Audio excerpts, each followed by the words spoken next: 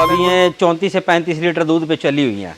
ये दोनों गायें? हाँ, ये दोनों गाय नवंबर दिसंबर में जाके कम से कम 60-62 लीटर दूध करेंगी।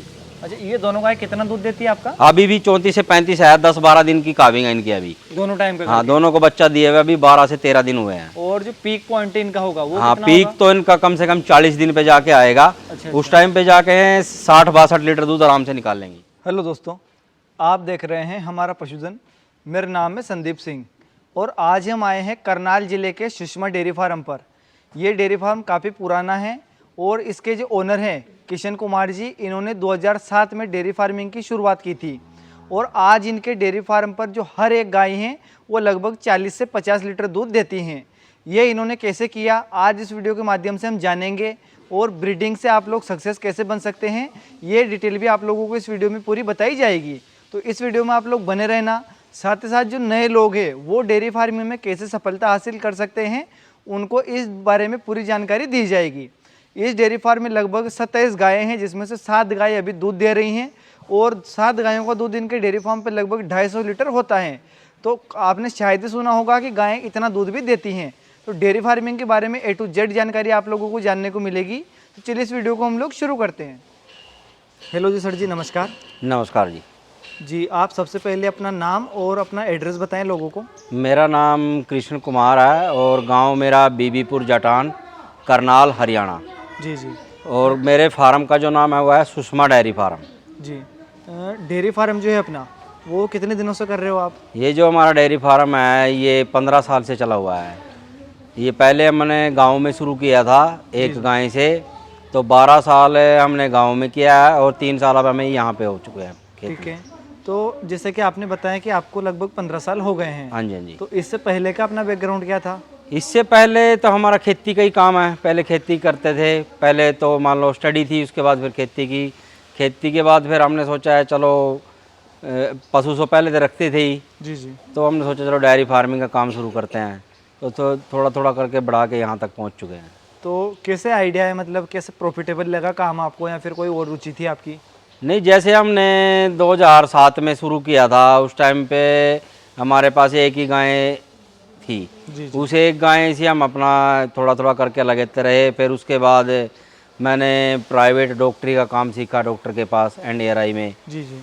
तो उसमें 10-12 साल फील्ड में भी काम किया बिल्कुल। डॉक्टरी का। फिर उसके साथ हमें मान लो ब्रीडिंग के बारे में पता लग गया, जब कि गाय कितना दूध दे सकती है, इस पर अगर अच्छे से काम करेंगे तो ये एक प्रॉफिटेबल धंधा है। तो हमने तभी से मान लो इस पे काम किया है और आज ब्रीडिंग पे ही पूरा काम कर रहे हैं। बिल्कुल बिल्कुल।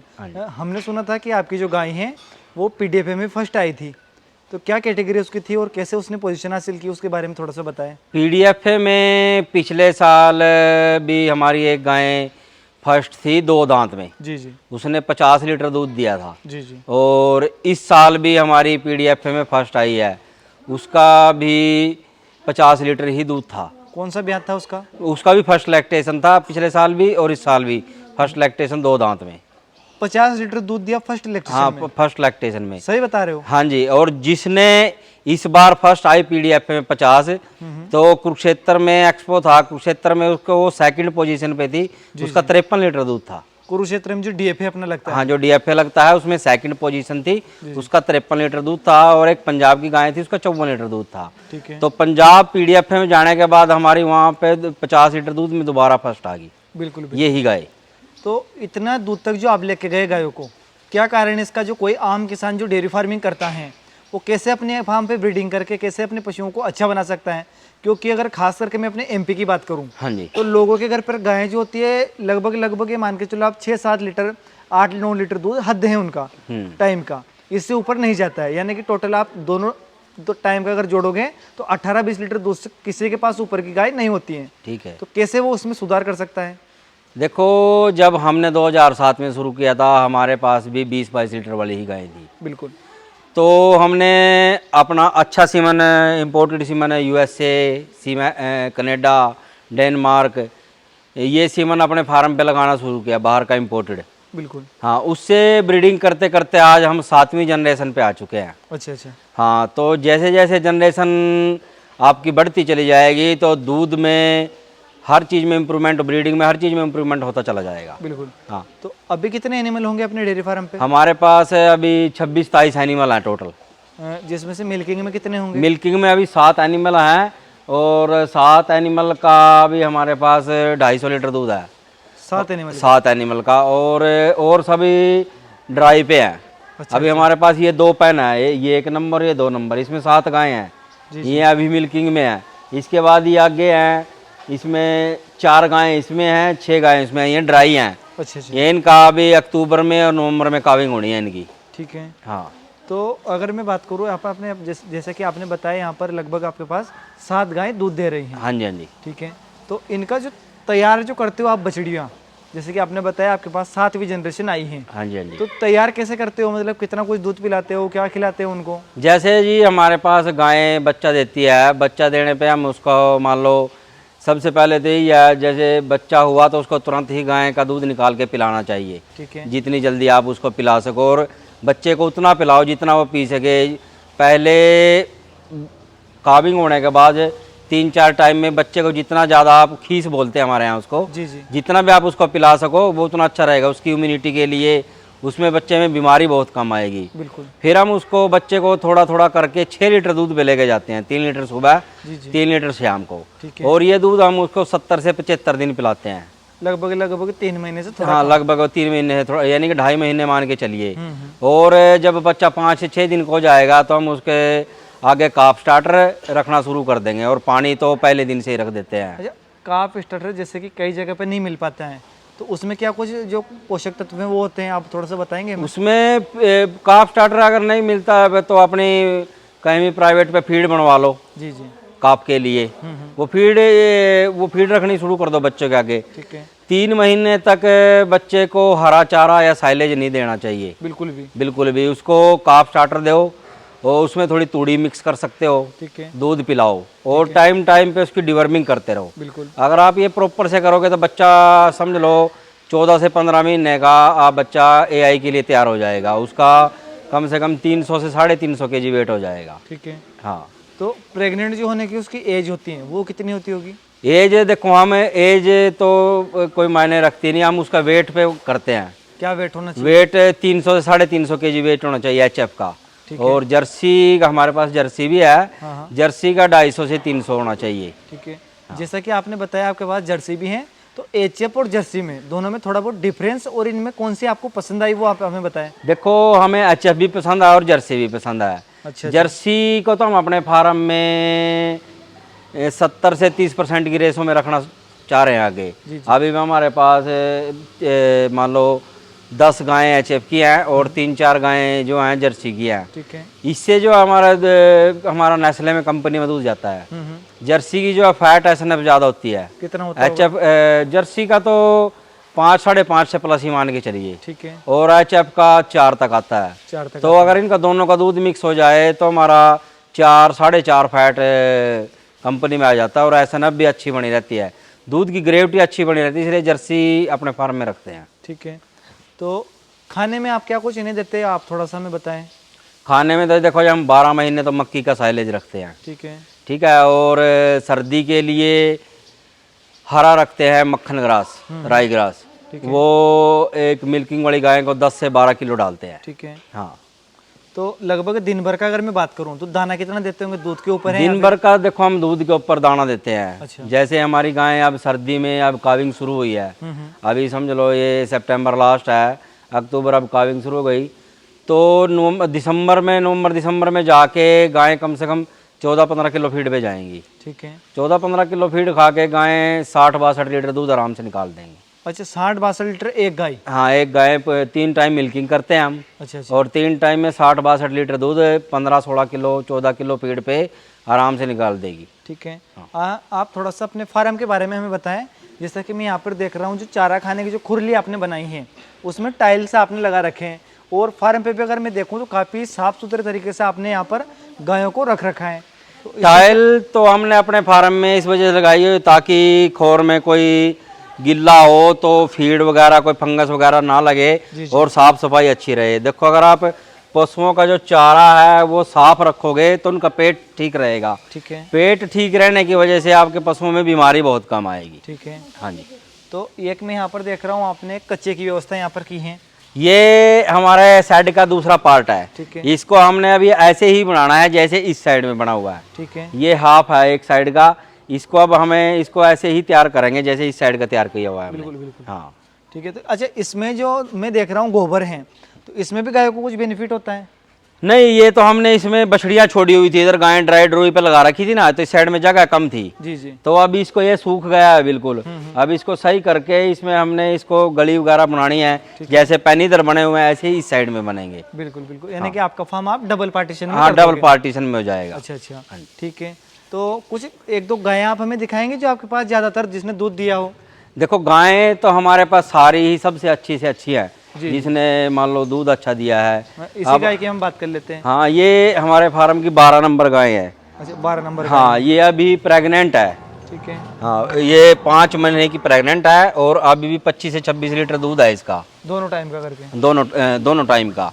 ये देखो इसका ऑर्डर आप लोगों को मैं बताता हूँ। ये देखो बहुत अच्छा ऑर्डर है। यहाँ पर दूसरी गाय जो इस साइड आपने बताया 3 गायें हैं। हाँ, अभी ये देख सकते हैं हमारी ये फ्रेश काविंग हुई है, अभी 2 गायें होगी। अच्छा अच्छा। ये 20 नंबर गायें हैं और एक 25 नंबर गायें हैं। ठीक है। हाँ, तो इन्हीं की अभी 14-15 दिन समथिंग की काविंग है। तो अभी ये 34 से 35 लीटर दूध पे चली हुई हैं ये दोनों गायें? हाँ, ये दोनों गायें नवंबर दिसंबर में जाके कम से कम 60-62 लीटर दूध करेंगी। अच्छा, ये दोनों गाय कितना दूध देती है आपका? अभी भी 34 से 35 है, 10-12 दिन की काविंग है इनकी अभी। दोनों टाइम का? हाँ, दोनों को बच्चा दिए हुए अभी 12 से 13 दिन हुए हैं। और जो पीक पॉइंट इनका होगा वो हाँ, कितना पीक होगा? तो इनका कम से कम 40 दिन पे जाके आएगा। अच्छा, उस टाइम पे जाके 60-62 लीटर दूध आराम से निकाल लेंगी। 60-62 लीटर आराम से निकाल देंगे? हाँ, आराम से निकाल देंगे। कितना ब्यात होगा इनका? ये दोनों सेकंड के हैं। दोनों सेकंड है? हाँ, पिछली बार पीडीएफ में ये 3rd पोजीशन पे थी ये वाली गाय। अच्छा, ये 20 नंबर गाय है। इसने वहाँ पे 45-45 लीटर दूध दिया था। ठीक है। हाँ, और इसने?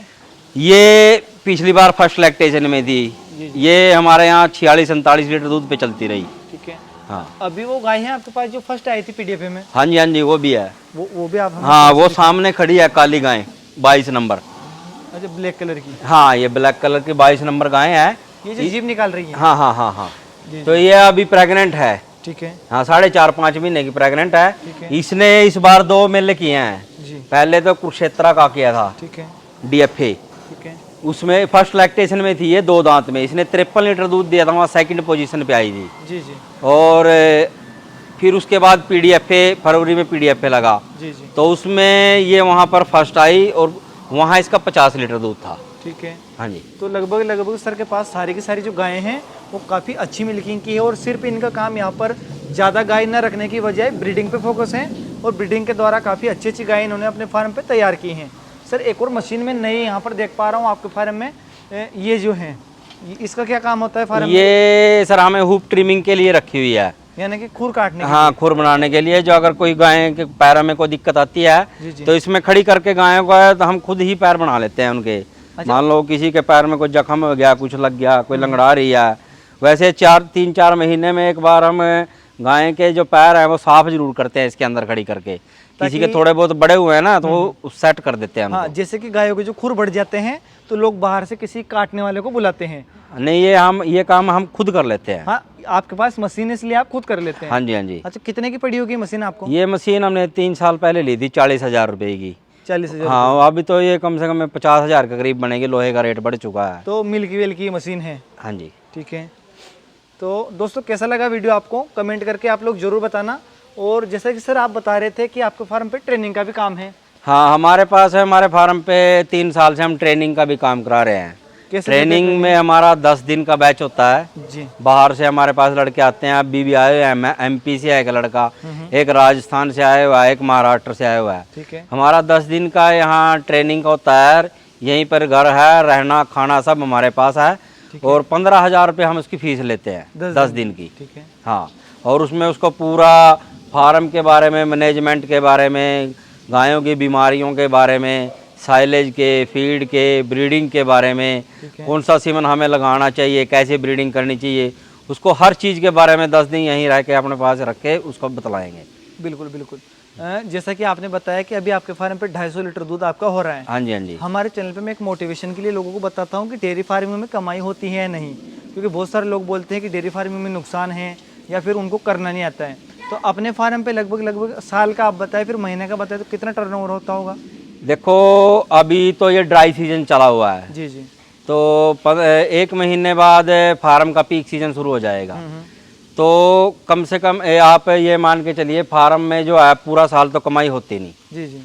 कम से कम फार्म में 9 से 9 महीने कमाई होती है अच्छी। ठीक है। और जो 3 महीने है ना, तो ये 3 महीने ऐसे होते हैं उसमें ड्राई टाइम होता है। जी जी। उसमें भी हमारे पास देखो पशु दूध में रहते हैं, हमारा नो लॉस नो प्रॉफिट में चलता है। जी जी। जो पशु दूध देते हैं उनसे इनकी फीड वगैरह और नौकरों की सैलरी वगैरह वो निकल जाती है। ठीक है। और जो साल के 9 महीने होते हैं उसमें पशु हमारे पास अच्छा दूध होता है और फार्म में अच्छी इनकम होती है। ठीक है। हाँ, बहुत अच्छा प्रॉफिट आता है अगर कोई पूरा ब्रीडिंग पे काम करे, मैनेजमेंट अपना अच्छा रखे, ठीक है। पशुओं को गायों को जो साइलेज दे, अच्छी फीड खिलाए, मैनेजमेंट अपना अच्छा हो, तो ये आज के टाइम में बहुत अच्छा बिजनेस है। अगर मैं आपके फार्म पे इनकम और खर्चे की बात करूं तो क्या परसेंटेज रहता होगा?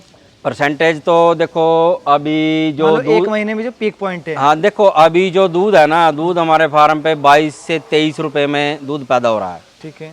23 रुपये, और जैसे थोड़ा गर्मी का सीजन तो 24 से 25 रुपये। ठीक है। तो फार्म का आज का दूध जो है 45 से 46 रुपये सेल हो रहा है। तो ये मान के चलिए 18 रुपये, 19 रुपये, 20 रुपये पर लीटर पे मार्जिन आ रहा है। ठीक है। तो आप 250 लीटर का आप मैं निकाल के इनको बता दूंगा। हाँ, खर्चा क्या होता है, परसेंटेज आप बताए थे? खर्चा ही है, मैंने जो पैदा करना बताया ना, हमारा 1 लीटर दूध पैदा करने पे 22 से 23 रुपये खर्चा आता है। तो आपको जो टोटल सेल आउट जो हो रहा है हमारा वो 45 से 46 रुपये हो रहा है। ठीक है। तो लगभग 18 रुपए आपको पर लीटर बचत हो रही पर लीटर बचत हो रही है। ठीक है। तो दोस्तों काफी अच्छे तरीके से सर ने एक्सप्लेन किया है, जो कि बिल्कुल आप आराम से डेयरी फार्मिंग कर सकते हैं, कोई नुकसान इसमें आपको नहीं होगा। नहीं, इसमें कोई नुकसान नहीं है जी, बहुत ही अच्छा बिजनेस आज के टाइम में। ठीक है। ठीक है। हाँ। तो अगर आपकी तरफ से आप कुछ कहना चाहे जो नौजवान युवा हैं जो डेयरी फार्मिंग की तरफ आना चाहते हैं तो? देखो नौजवान युवा को मैं यही चीज़ बोलना चाहता हूँ, अगर आप डेयरी फार्मिंग का काम करना चाहते हो, आप कहीं भी किसी भी फार्म पे जाके पहले इसके बारे में सीख लेना चाहिए। बिल्कुल। हमें पता होना चाहिए हमें अपने गाय को कैसे रखना है, कैसे उसका मैनेजमेंट करना है, उसको खाने में क्या क्या देना है, फीड में क्या देना है, ब्रीडिंग हमें कौन से सीमन से करनी है। ठीक है। ये चीज़ इस चीज़ की कहीं भी किसी भी फार्म पे जाके नॉलेज हमें ले लेनी चाहिए, उसके बाद तो हमें फार्म में लॉस नहीं आएगा। बिल्कुल। हाँ। कुल मिला के बात ये है कि बिना नॉलेज के अगर आप डेयरी फार्मिंग करोगे तो कहीं ना कहीं आपको नुकसान उठाना पड़ेगा। बिना नॉलेज के तो आप कोई भी काम करो, देखो अगर किसी काम की नॉलेज नहीं होगी, चाहे डेयरी फार्म हो या कोई भी काम हो, पोल्ट्री फार्म हो, जी जी। पिग फार्म हो, कोई भी फार्म हो, जब तक आपको नॉलेज नहीं होगी तो फिर तो लॉस तो आएगा ही आएगा। जैसा कि मैं खुद वीडियो बनाता हूँ यूट्यूब पर, लेकिन मैं हमेशा ये बोलता हूँ कि आप कभी भी यूट्यूब देखकर डेयरी फार्मिंग शुरू ना करें, क्योंकि होता ही है लोगों के साथ में कि वीडियो देखकर मोटिवेशन उनको आ जाता है। हाँ जी, हाँ जी। और देखा देखी वो उनके गाय कहीं से भी खरीद के ले आते हैं, मंडी से हो गई या फिर किसी सेल परचेज जो काम होता है आदमी का, वहां से भैंस या गाय लेके आ जाते हैं। और जब उनका फार्म लॉस में जाता है, उनके ना कोई ब्रीडिंग कर पाते हैं, तब उनको लगता है कि भाई डेयरी फार्म में बहुत सारा हमको नुकसान हुआ है। इसके लिए तो देखो मैंने आपको बताया ही है, सीखना पड़ेगा। इसके लिए सीखना पड़ेगा। ठीक है। आप कहीं भी अच्छे से फार्म पे जाके अपना सीखो। बिल्कुल। जैसे हमारा अभी 10 दिन का ट्रेनिंग का है, हमारे पास आ रहे हैं अभी भी लड़के, तो आप हमारे पास भी आके सीख सकते हो। बिल्कुल। हमारे यहाँ रहने की खाने की पूरी व्यवस्था है, तो उसमें आपको पूरा डेयरी फार्मिंग के बारे में बताया जाएगा। आपको उसके बाद भी अगर आप डेयरी फार्म अपना कर रहे हो, आपको कोई प्रॉब्लम आती हो, तो फ़ोन पे आप हमारे साथ डिस्कस कर सकते हो। हम ये नहीं है किसी का फ़ोन नहीं उठाएंगे, उसको फ़ोन पे भी हम बता देते हैं भाई ऐसे ऐसे कर ले। मैंने भी सर को कॉल किया था, तो जितनी भी बार मैंने कॉल किया यहाँ पे आया हूँ मैं, लगभग 1000 किलोमीटर चल के आया हूँ। तो सर ने काफ़ी अच्छी तरीके से फ़ोन भी उठाया है और काफ़ी अच्छी जानकारी भी आप लोगों को दी है। तो सर बहुत बहुत धन्यवाद आपका। और नंबर आप बताना चाहे तो वीडियो में एक बार। मेरा जो मोबाइल नंबर है 9050895650। Thank you. 9050895650। Thank you. Thank you. हाँ जी। तो दोस्तों उम्मीद है आप लोगों को वीडियो पसंद आया होगा, जानकारी आप लोगों को अच्छी लगी होगी। सर बहुत बहुत धन्यवाद आपका टाइम देने के लिए।